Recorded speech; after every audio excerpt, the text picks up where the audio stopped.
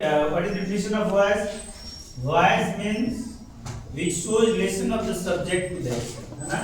It means that whenever we change active to passive, we will know the concept of voice. आपको मालूम है, you also know, आप सभी जानते हैं कि voice में main role क्या play करता है? Subject का role. Object किसे बदलता है? Subject. Subject सब जानते हैं.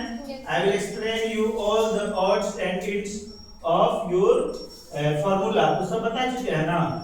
Voice क्या है, उसका concept क्या है, उसका formula क्या है? Question क्या है? जैसे एक क्वेश्चन था कि does he know you या does he know you, इसी पे समझ लो, क्वेश्चन समझना है. नो के जब दूसरा हम कर देते हैं does he teach you कर देते हैं, does he teach you.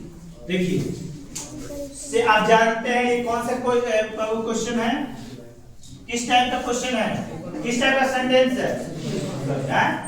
It is simple present tense or it will be in form of interrogative. You know that there are two types of interrogative. जानते हैं दो interrogative होते हैं कौन कौन से? Yes no type और WH type. ये कौन से टाइप है बाबू? Yes no type. Yes no type है. तो आपको कॉन्सेप्ट जब मालूम है कि yes no type है तो उसे क्या हम चेंज करते हैं? जब आपको मालूम है कि do does change into is and do does change into किसमें जाता है? is am आर में चेंज हो जाता है, होता है ना? ये तो कांसेप्ट आप जानते हैं. You all know that. क्यों नहीं जानते हैं? जब आप जानते हैं तो हम बताएं ये कौन सा फॉर्म है, इंट्रोगेटिव है, तो you can't change the position of helping verb. अब कुछ बच्चे कर क्या रहे हैं कि डायरेक्ट इसी को पढ़ जाते हैं. नहीं, ऐसा बिल्कुल नहीं करना. You will have to flow the sequence of sentence which will be given in your question. जो क्वेश्चन में सीक्वेंस दिया गया उस पे ध्यान देना. ए लड़की ध्यान दे जा.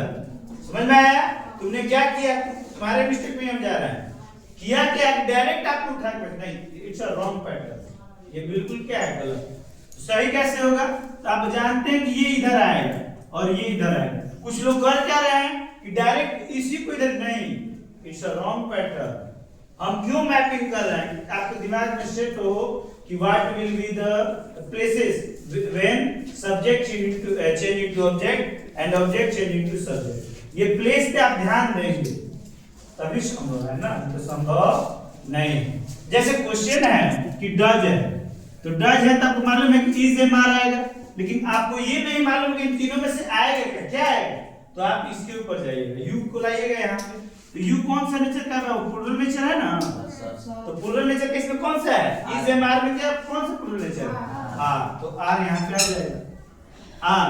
अब आप जानते हैं कि in passive words verb which type of verb is taken place? किस टाइप का verb रहता है? verb का कौन सा form? Third form.